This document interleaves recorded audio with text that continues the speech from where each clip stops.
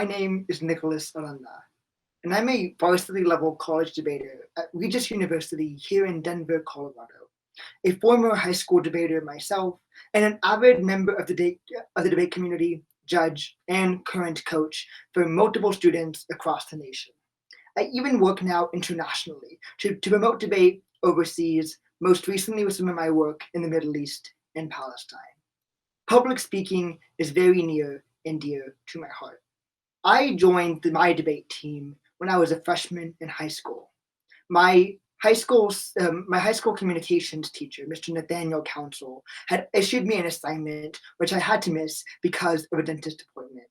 Whenever I came back the next day from that dentist appointment to ask if I could make up that assignment, he said the only way I could make it that the way he would encourage me to make up that assignment is to attend a speech and debate tournament. So I did. One Saturday, woke up early in the morning to head off for a day of extemporaneous speaking and Lincoln Douglas debate.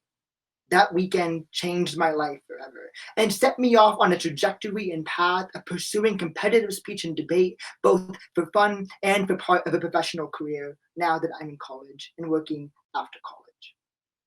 Public speaking is the process of individuals approaching topics and audiences to use the elements of persuasion and organization to convey ideas, convince audiences of the validity of certain topics or ideas, or to garner information and spread information, convey information to various crowds. Rhetoric is the art of persuasion. Along with logic and grammar, it constitutes one of three ancient arts of discourse that go all the way back to ancient Greece. Rhetoric is the process of having eloquence and honing the organization and the execution of our speech giving. Public speaking is one of the highest and most common fears in America because individuals are often afraid that they're going to do or say the wrong thing. Here's the thing. Public speaking is an easy phenomenon to master over time. It takes practice and it takes patience. It takes an understanding of the skills required to convey messages to audience and an understanding of the role between speaker and listener. Here's a few things that I want to talk about why public speaking matters and how to make our voices heard best. But first, why does public speaking matter in the first place? A few reasons why public speaking is very important. First is that public speaking is the way that individuals are able to convey information to mass audiences, capable of persuading those audiences to adopt ideas, to move forward with legislation, and to overall organize the kind of democratic deliberation necessary for society. But second is because public speaking tends to imbue in individuals the skills necessary for good conversation and healthy discourse. Skills like inquiry, deliberation, and personal expression and articulation. But third, public speaking instills in every individual the confidence and skill sets necessary to navigate later avenues of life that rely on judgment, organization, and self-expression and articulation. Public speaking is just one of the many ways that we maintain the fabric of our democracy, but it is by it in and of itself paramount because it alone garners the ability for individuals to gain the skills necessary to provide things like good and healthy discourse. Making our voices matter is about ensuring that every individual in a democratic process is equipped with not only the confidence, but also the know-how to express themselves in a public forum of open ideas, an open market of conversation and dialogue. Making our voices matter is about making our stories and our voices and the things that we speak about matter to us. Passionate conversation or deliberate oratory that comes from the things that we take from the things that we find the most interest and find the most joy in is what makes for the best kind of public speaking. Dale Carnegie, an American writer and lecturer on public speaking, said that speakers who talk about what life has taught them never fail to keep the attention of their listeners.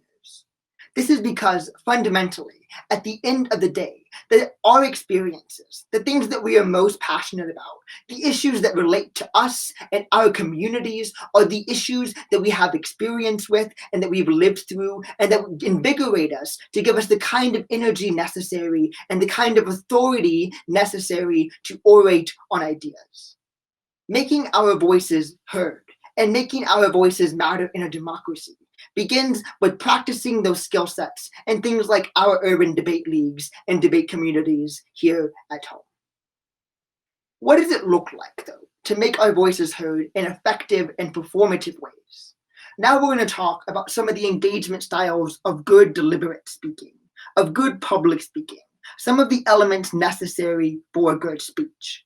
What am I looking for if I'm going to evaluate a speaker on a good speech? I'm looking for a few things. First, I'm looking for a keen sense of organization.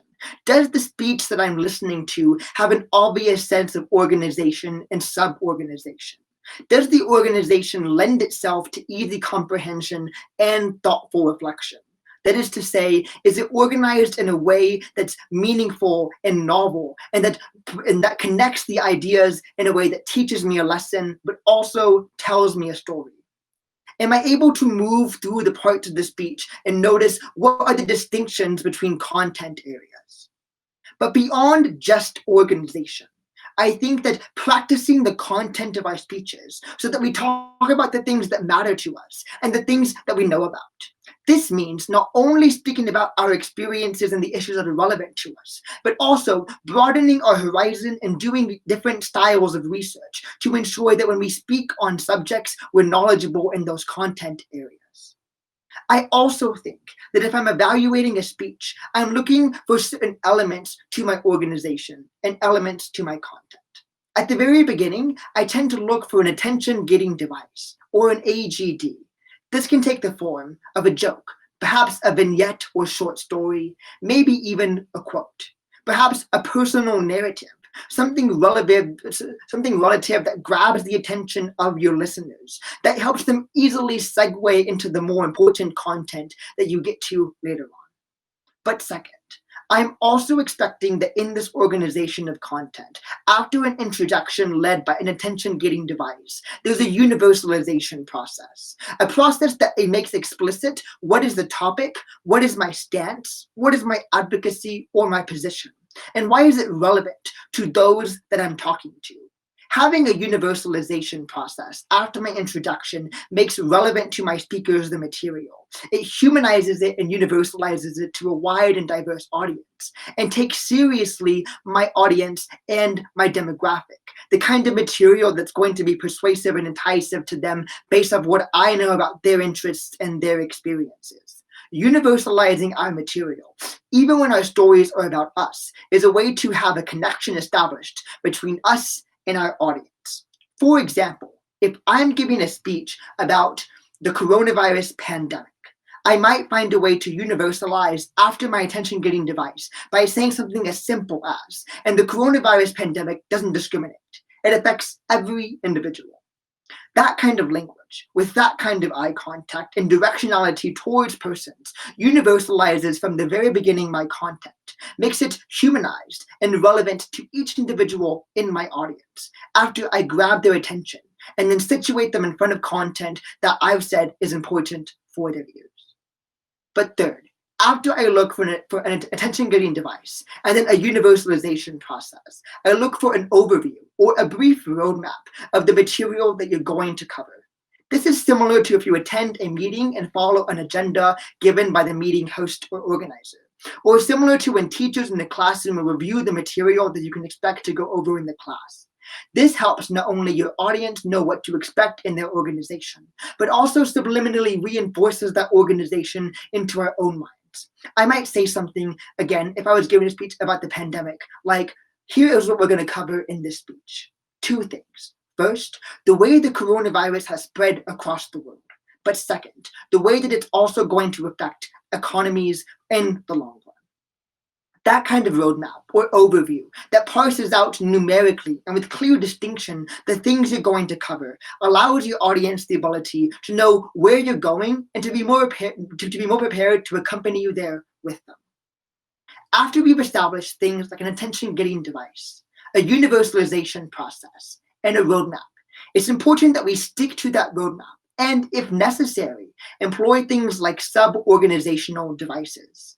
After I've given my roadmap with my overarching organization tools, like the first point or the second point, it can be helpful both for me and my audience and for the efficacy of my speech giving and ethos to employ the use of subsidiary or sub-organization functions. Things that help us parse out the details of their speech to enforce not only where the evidence is coming from for the claims we're making, but also why those claims are salient, important, and necessary. As we move through organization and sub-organization, it's important to remember the role of transitions and not over-imbue our speech with saturated content, but stay focused to accomplishing our task of whatever style of persuasion or whatever our intent is in relationship to our audience. After we've moved through our organization and employed the perhaps sometimes necessary use of sub-organization and transitions, it's then time to conclude our speech. Concluding the speech can typically begin a process of review, similar to the process of review that happened at the beginning, where we remind the speaker of all the content that we've moved through and why it's important.